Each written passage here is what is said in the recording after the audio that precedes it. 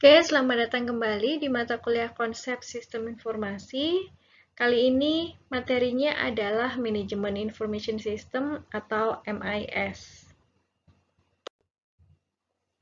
Ini seperti biasa ya, kita mulai dengan definisi terlebih dahulu. Jadi MIS itu adalah sebuah sistem yang menyediakan informasi yang benar kepada pihak yang berhak dalam bentuk yang tepat dan pada waktu yang tepat. Biasanya MIS digunakan untuk menyelesaikan permasalahan yang terstruktur dan semi-terstruktur. Nah, kalau kita recall lagi, materi ini berhubungan dengan karakteristik valuable information.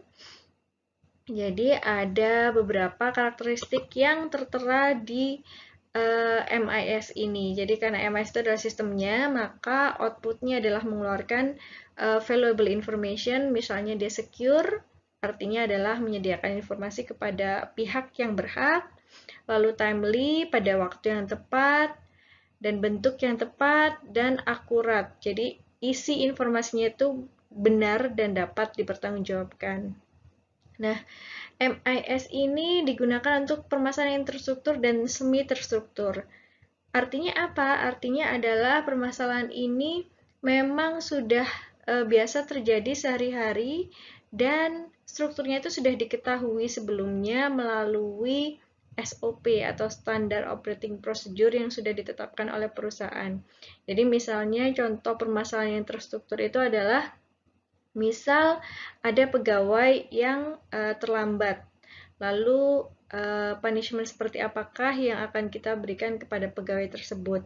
Nah, permasalahannya ini kan terstruktur, maksudnya adalah ya memang akan ada permasalahan ini terus setiap minggunya, setiap bulannya. Kita juga tahu bagaimana cara untuk mengatasi permasalahan tersebut atau mengetahui informasi yang digunakan untuk menyelesaikan permasalahan tersebut atau informasi yang dibutuhkan untuk mengidentifikasi permasalahan tersebut. Nah, kalau semi terstruktur itu separuh udah diketahui, separuhnya belum. Jadi misalnya mencari pegawai yang belum membayar pajak, misalnya. Misalnya kita asumsikan bahwa pajaknya tidak dibayarkan oleh perusahaan yang menggaji dia ya. Nah, karena kita tidak mengetahui informasi apakah pegawai tersebut sudah membayar pajak atau belum, karena kita nggak punya datanya, maka permasalahan ini sifatnya adalah semi terstruktur, jadi kita hanya bisa memberikan informasi besaran gajinya saja yang diterima oleh pegawai tersebut, tapi kita nggak bisa menyelesaikan bagian permasalahan di mana apakah si pegawai ini sudah membayar pajak atau belum. Kita bisa sih ngitungin berapa besarnya yang harus dia bayar, tapi sudah atau belumnya itu kita tidak dapat menyelesaikannya karena ini permasalahan yang semi terstruktur. Jadi ini adalah bagian dari MIS secara umum. Kita bisa lihat di sini MIS-nya adalah terletak di sini yang saya lingkari merah. Lalu MIS ini membutuhkan beberapa database, baik itu operational database yang sifatnya day to day atau daily, lalu di sini kan tugasnya TPS ya untuk menyaring apakah data tersebut valid atau tidak, apakah data tersebut lengkap atau tidak. Lalu mungkin dari beberapa operational database ini ada yang tidak valid sehingga nanti akan keluar input atau error list. Bagi data yang sudah valid, dia akan digunakan sebagai input dari MIS. Input dari MIS tidak hanya database dari valid transaction saja, melainkan ada internal dan eksternal. Nanti ini akan dijelaskan di slide berikutnya. Lalu ini output dari MIS. Nah, kalau kita lihat nih, notasinya seperti ini, itu adalah dokumen. Jadi bentuknya, outputnya memang report atau laporan. Laporannya nanti kita bisa pelajari, ada beberapa tipe laporan yang dihasilkan oleh MIS. Lalu di sini MIS juga bisa digunakan untuk aplikasi selanjutnya. Maksudnya aplikasi selanjutnya itu misalnya adalah DSS, Executive Support System, atau Specialized Information System. Atau nanti bisa juga digunakan untuk corporate dalam intranet atau corporate dalam extranet. Jadi misalnya kalau ada employee mau minta report tertentu, dia bisa menggunakan ini. Nah, ini adalah input dari MIS. Tadi kita sudah lihat bahwa inputnya di sana selain valid transaction sehari-hari juga ada internal data sources dan external data sources. Internal ini di sini maksudnya adalah dari perusahaan tersebut. Jadi benar-benar misalnya bill of materials-nya berapa, lalu misalnya berapa stok yang kita miliki.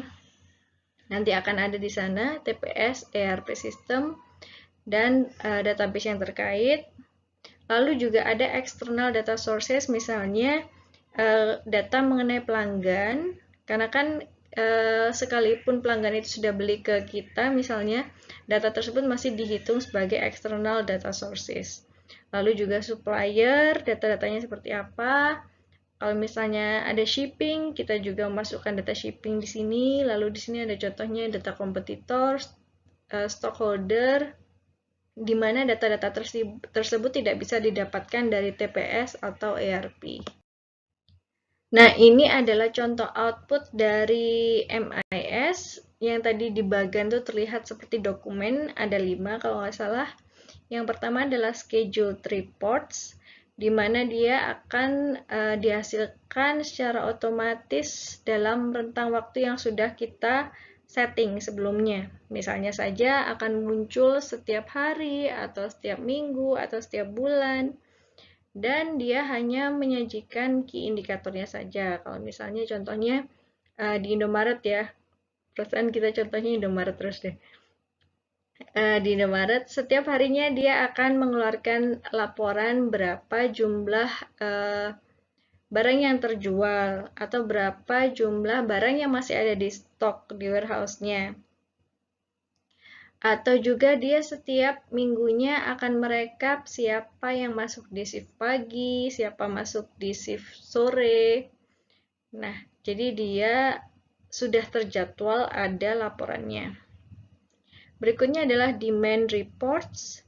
Jadi dia nggak secara otomatis di print atau dikeluarkan seperti scheduled reports, tapi harus ada request dulu. Berikutnya adalah exception reports. Ini hampir sama seperti schedule, sifatnya otomatis akan keluar, tapi bukan dalam rentang waktu tertentu, melainkan dalam situasi yang unusual atau situasi yang biasanya nggak terjadi, atau situasi yang genting, atau situasi yang membutuhkan action dari manajemen. Misalnya, di warehouse ini kita sudah ngeset kalau stoknya tinggal 5, nanti akan muncul report X ya. Nah, kita bisa melakukan itu dengan sebuah function. Nah, otomatis ketika nanti di warehouse itu stoknya tinggal 4 atau tinggal 3, maka exception reports ini akan muncul secara otomatis. Oleh karena itu, kita harus ngeset triggernya dengan hati-hati. Apakah akan dimunculkan ketika 5 item sisanya atau 10 item sisanya, itu harus kita perhitungkan dengan baik-baik. Lalu berikutnya ada drill down reports, yaitu menyediakan data yang detailnya bisa meningkat mengenai situasi tertentu. Ini contoh reportnya itu biasanya ada tanda plus seperti ini. Kalau kalian pernah lihat ya. Biasanya kalau kita klik tanda plusnya kayak gini, terus dia nanti akan muncul seperti ini di bawahnya. Jadi misalnya di sini itu adalah, yang di tanda plusnya itu adalah profit yang didapatkan oleh perusahaan dalam bulan ini, misalnya bulan Januari. Dia muncul $24.000. Nah, kita bisa klik tanda plusnya ini, nanti akan muncul per week. Kita pengen tahu $24.000 itu setiap minggunya apakah sama $6.000, atau ada minggu-minggu tertentu di mana dia profitnya akan meningkat. Kalau misalnya di sini ada plus lagi, misalnya seperti ini. Di week pertama misalnya ini ya. Week pertama saya tekan plusnya, maka dia akan muncul daily-nya. Jadi kita bisa melihat profit yang diterima untuk setiap harinya. Karena drill down reports ini sifatnya adalah menyediakan data yang tingkat detailnya itu meningkat terhadap sesuatu. Kalau ini contohnya adalah profit terhadap waktu. Lalu berikutnya, ini karakteristiknya MIS. Jadi, MIS biasanya digunakan untuk fungsi-fungsi seperti ini. Jadi, menyediakan reports untuk standar yang sudah ditentukan, misalnya saja reports untuk akreditasi, itu kan formatnya juga harus fix seperti itu, harus ada informasi apa saja. Lalu, juga menghasilkan report dalam bentuk hard copy dan soft copy, juga menggunakan internal data, dan mengizinkan kita untuk mengubah-ubah detail dari report tersebut, seperti yang drill down tadi. Dan yang terakhir, dia membolehkan personel untuk meminta report yang tidak disediakan. Nah, yang terakhir, ini merupakan tipe-tipe dari MIS. Jadi, karena memang reportnya itu menyediakan informasi yang benar kepada pihak yang berhak, jadi memang MIS ini khusus untuk setiap divisi. Jadi, misalnya MIS untuk divisi finansial, MIS untuk divisi manufacturing, atau MIS untuk divisi marketing saja, atau human resource saja. Nah, sekian materi hari ini.